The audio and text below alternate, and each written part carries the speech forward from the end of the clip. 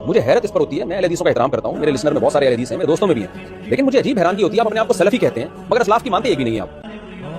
سلف میں آپ دکھا دیں کہ کوئی ہر قسم کے موضوع پہ مسائل کو انہوں نے جائز قرار دیا، کوئی سلف میں دکھا دیں تو اس نام رکھ لینے سے نہیں آپ سلفی ہو جاتے، آپ اسلاف کو حقیقی معنی میں فالو کریں کہ قرآن و حدیث کی وہ تشریح کریں جو اسلاف میں آپ دکھا دیں کہ کوئی ہر قسم کے موضوع پہ مسائل کو انہوں نے جائز قرار دیا، کوئی سلف میں دکھا دیں تو اس نام رکھ لینے سے نہیں آپ سلفی ہو جاتے۔ میں ایک حوالہ میرے پاس بھی ہے شیخ، میں اس کو پیش کر دیتا ہوں۔ یہ جو ہے شیخ احمد شاکر نے جو جمال الدین قاسمی صاحب کی کتاب ہے المسح علی الجوربین، اس میں انہوں نے یہ دولابی کا یہ روایت نقل کی ہے کہ دولابی کہتے ہیں الکنا والاسماء میں صفحہ جلد نمبر 1 صفحہ 181، وہ حضرت انس کی روایت لے کر کے ہیں، آپ اس کو دیکھ سکتے ہیں کہ ارزق بن قیس کہتے ہیں رأیت انس بن مالک احدث فغسل وجهه ويديه، کہ میں نے دیکھا انس بن مالک کو کہ وہ ناپاک ہوئے تو انہوں نے اپنا چہرہ دھویا، دونوں ہاتھ دھوئے، ومسح علی الجوربین من صوف، یہاں پہ باقاعدہ الفاظ ہیں اس کے۔ پہلی بات تو یہ کہ انہوں نے مسح کیا صوف یعنی جو اون کا موزہ ہوتا ہے اس پر مسح کیا۔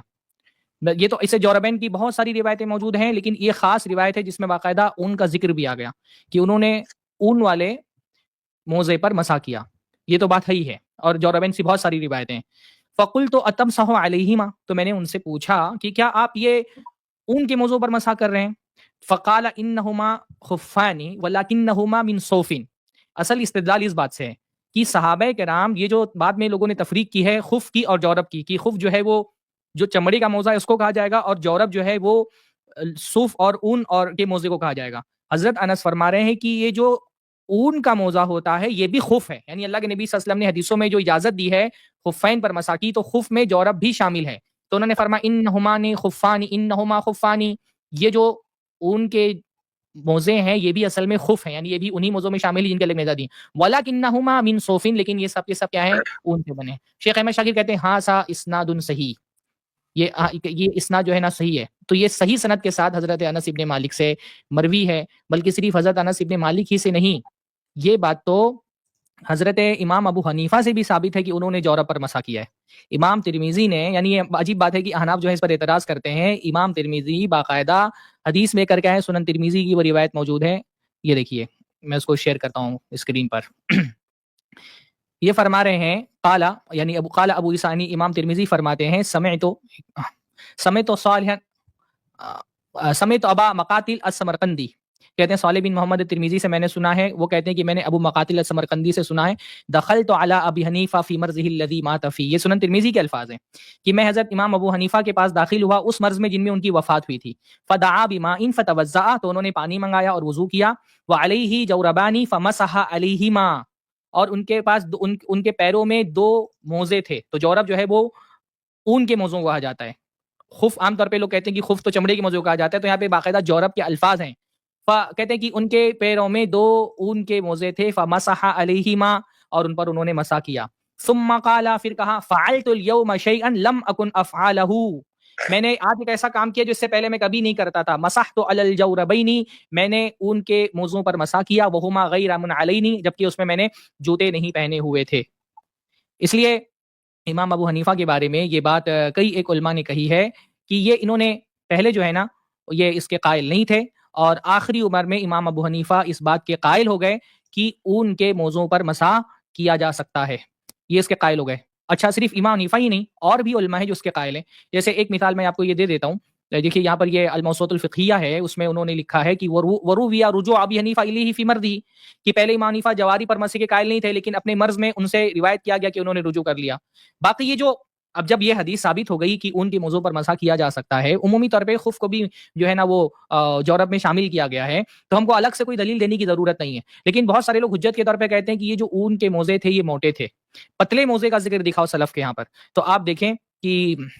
یہ موسوعۃ الفقہیہ کی عبارت ہے، یجوز المسح علی الجوربین مطلقا، ایک قول مفقہا کے یہاں پر یہ ہے کہ مطلق اون کے موضوع پر مسح جائز ہے، ولو لم یکونا صفیقین، اگرچہ وہ موٹے نہ ہوں، اگر اون کے موزے موٹے نہ ہوں تب بھی ان پر مسح کیا جا سکتا ہے، وہذا مذہب الظاہریہ، اور یہ ظاہریہ کا مذہب ہے، وبہ قال بعض السلف،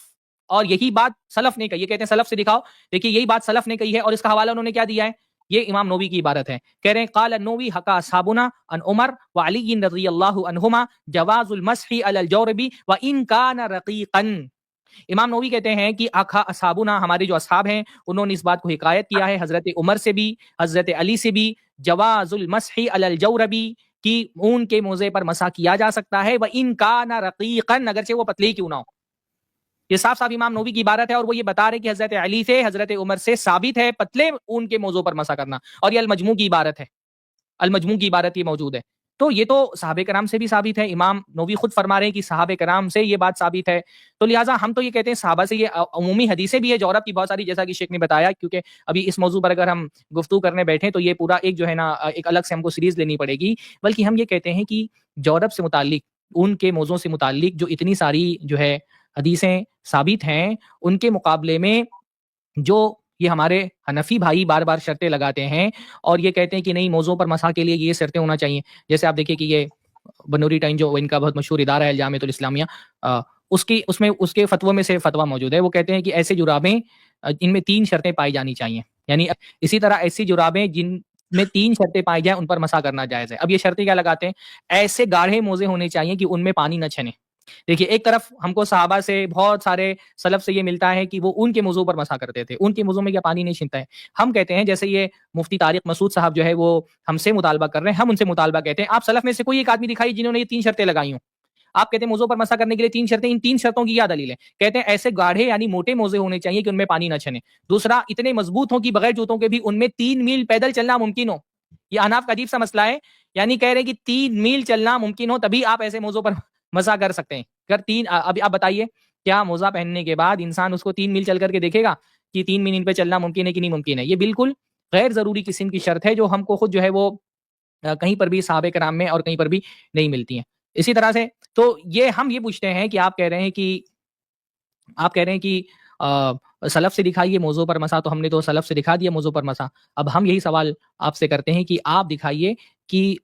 سلف میں سے کس نے یہ 3 شرطیں لگائی ہیں. تیسری شرط یہ کہ کسی چیز سے باندھے بغیر اپنی موٹائی اور سختی کی جیسے پنڈلی پر خود قائم رہ سکے، اور یہ کھڑا رہنا کپڑے کی تنگی اور چستی کی وجہ سے نہ ہو. یہ جو 3 شرطیں آپ نے لگائی ہیں، آپ سلف میں سے کوئی ایک صحابی کو دکھائیے کہ جنہوں نے یہ 3 شرطیں لگائی ہوئی ہوں. بہرحال یہ تو سلف کی بات کرتے ہیں، سلف ان کو ضرورت کے وقت یاد آتے ہیں، ورنہ جیسا کہ